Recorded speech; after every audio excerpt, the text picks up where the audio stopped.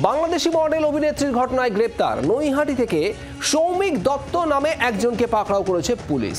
শান্তা পাল Bangladeshi model অভিনেত্রী, তার কাছে ছিল ভুয়ো ভারতীয় নথি, একের পর এক আধার কার্ড, ভোটার কার্ড ভারতীয় পাওয়া গিয়েছিল, ভুয়ো ভারতীয় নথি, আর এই সমস্ত নথি বানিয়ে দিতে সাহায্য করত এই সৌমিক দত্ত।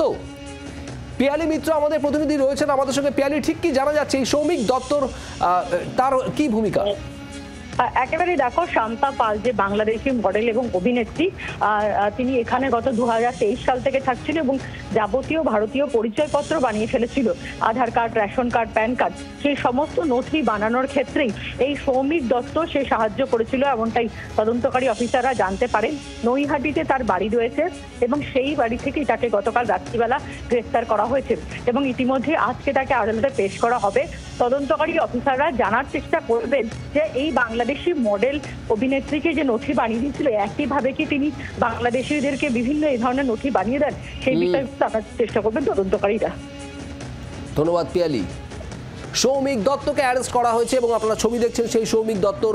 নৈহাটি থেকে গ্রেপ্তার করা হয়েছে এই সৌমিক দত্তকে। এই মুহূর্তের ব্রেকিং নিউজ আপনাদের জানাচ্ছি। শান্তা পাল বাংলাদেশি মডেল অভিনেত্রী, যিনি আদতে বাংলাদেশি ভারতীয় নন, সেই খোঁজ পায় পুলিশ মাত্র কদিন আগেই এবং এরপরেই তার কাছ থেকে উদ্ধার হয় একের পর এক ভুয়ো ভারতীয় নথি, ভুয়ো ভারতের আধার কার্ড, ভোটার কার্ড, এই সমস্ত কিছু পাওয়া যায়। তারপরেই তদন্ত শুরু করে পুলিশ কিভাবে এই ভুয়ো নথি পেল শান্তা পাল, আর সেই তদন্তের সূত্রে গ্রেপ্তার এই সৌমিক দত্ত। নৈহাটির সৌমিক দত্ত, পুলিশ সূত্রে খবর এই সৌমিক দত্তই ভুয়ো ভারতীয় নথি তৈরি করে দিতে সাহায্য করেছিল।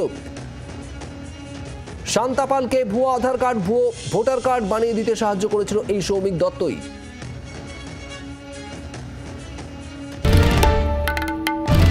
বাংলার আওয়াজ, বাঙালির আবেগ, জি 24 ঘন্টা।